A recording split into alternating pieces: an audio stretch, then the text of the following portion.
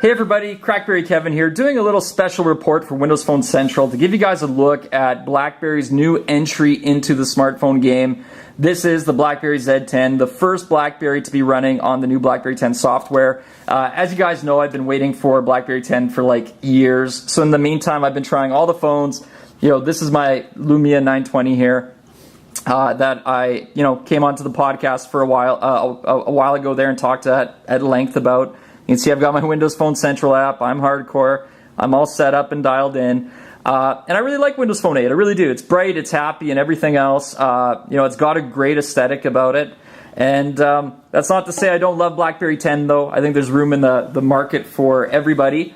And BlackBerry 10 is interesting because it's a different approach. While Microsoft, who has strong enterprise roots, really built a consumer sort of aesthetically pleasing experience here, RIM focused on utility a lot with BlackBerry 10.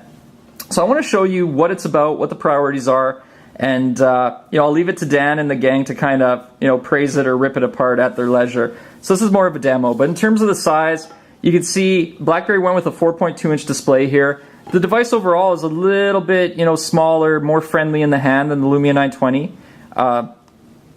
Definitely lighter. BlackBerry chose 4.2 inches for a very specific reason because BlackBerry users historically are two-thumb typers. They need ample room, but they're also used to using the phone with one hand and being on the go. So they don't want to go any bigger where all of a sudden you have to use two hands and it's hard to reach on the phone. But they want it small enough that you can still use it one hand, but still get two fingers on there, two thumbs on there. The user interface here is completely gesture-based. So I'll show you that again. I went kind of fast. You don't even need a power button to turn it on. You can just swipe up from the bottom, the screen wakes up and you're into the OS. You have your traditional icon grid here for opening apps.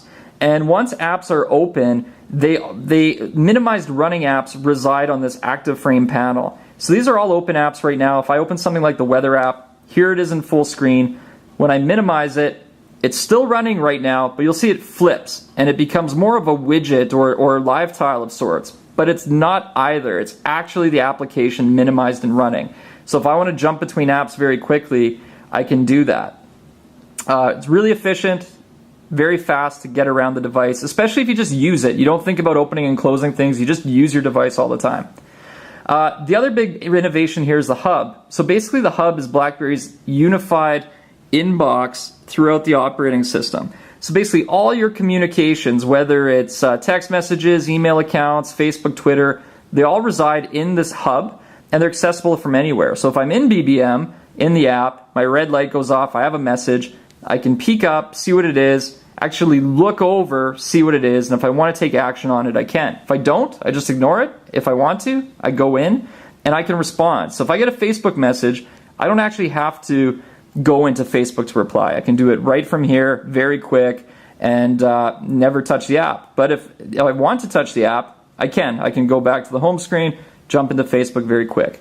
It's all about utility. There's a lot of great features in BlackBerry 10 beyond that on the app front. They're doing a solid job. But that's a quick look at it. And check out crackberry.com for more information if you're interested. Otherwise, I'll leave it to the guys here to talk more on it. Thanks a lot. Kevin out.